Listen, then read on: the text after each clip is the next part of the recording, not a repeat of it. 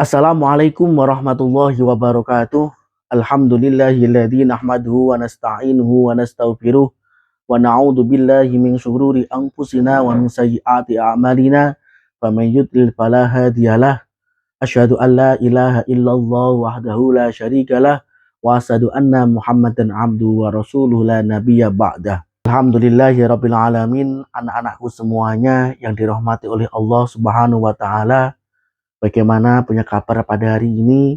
Semoga kita senantiasa diberikan kesehatan oleh Allah, diberikan kekuatan oleh Allah, sehingga kita semuanya bisa menjalankan ibadah puasa dengan baik, dengan sehat, dengan iman yang nantinya akan menuju ketakwaan kepada Allah Subhanahu wa taala.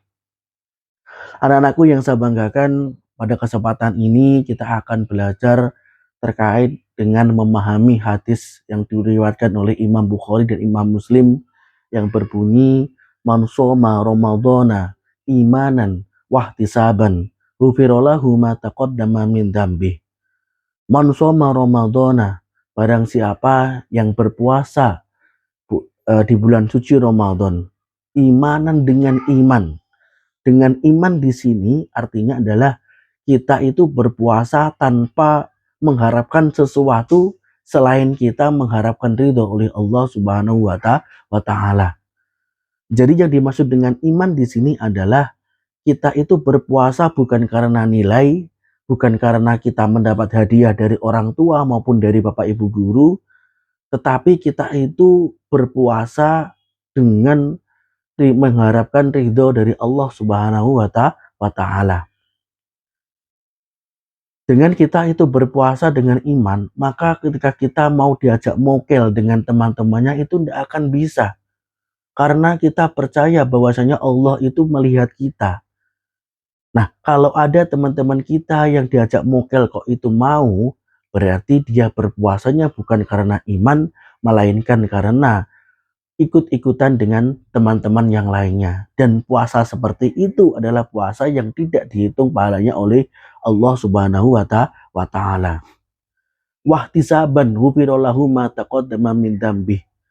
Maka barang siapa orang yang berpuasa di bulan suci Ramadan dengan iman, maka Allah itu akan mengampuni dosa-dosa kita dari tahun yang kemarin.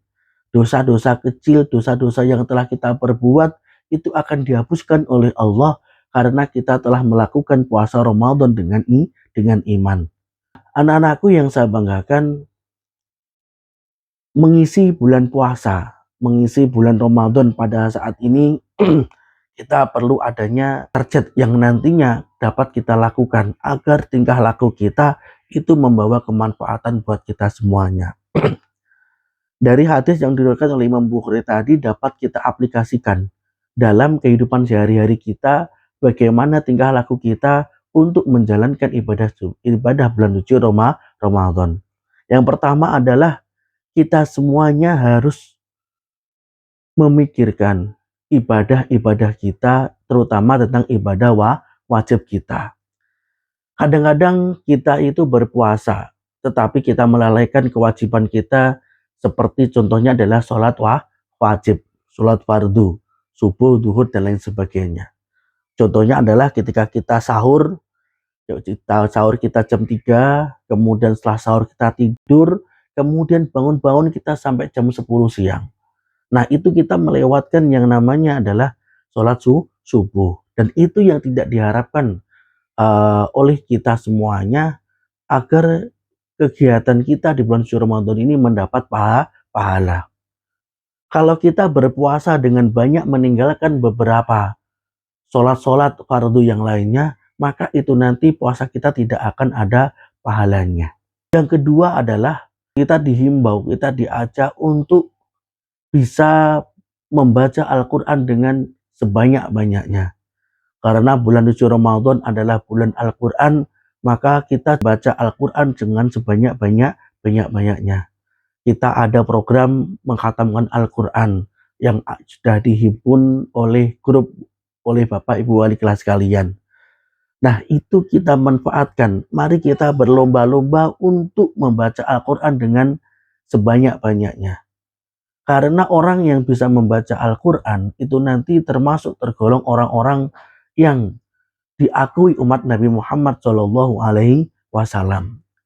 Dan saya juga berpesan kepada kalian semuanya, kalau kalian membaca Al-Quran, diniatkan untuk ibadah karena Allah.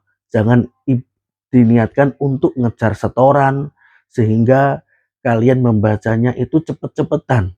Sehingga tidak memperhatikan tajwid dan lain sebagainya, dan akan merusak niat kalian untuk membaca Al-Quran di hadapan Allah Subhanahu wa Ta'ala. Yang ketiga adalah kita di bulan suci Ramadan harus senantiasa untuk berbuat baik, terutama pada orang tua kita. Sering-seringlah bantu orang tua kita, baik dalam mempersiapkan buka ataupun sahur, dan kita belajar untuk membantu kebersihan-kebersihan yang ada di rumah kalian masing-masing. Jangan sampai dalam ibadah bulan suci Ramadan ini kita buang waktu kita hanya dengan tidur, main game, live TikTok, ataupun scroll TikTok yang ada di HP kalian. Tolong itu dikurangi. Ayo kita cari kegiatan-kegiatan yang lebih bermanfaat yang nantinya akan menambah pahala kita yang nanti dibuat bekal setelah nanti meninggal dunia. Anak-anakku yang saya banggakan, mungkin cukup itu yang dapat saya sampaikan. Semoga sedikit yang saya sampaikan ini bisa kalian terapkan, bisa kalian lakukan, sehingga kita semuanya mendapat keberkahan di bulan suci Ramadan ini. Dan kita berdoa, semoga Allah senantiasa memberikan kita panjang umur, memberikan kita kekuatan, sehingga kita semuanya bisa menjalankan ibadah bulan suci Ramadan. Dan kita berdoa, semoga Allah memberikan kesehatan dan panjang umur, sehingga tahun depan kita masih dipertemukan dengan bulan suci Ramadan. Amin Allahumma amin. Terima kasih. Saya akhiri. Wallahul muwaffiq ila aqwamit thoriq. Wassalamualaikum warahmatullahi wabarakatuh.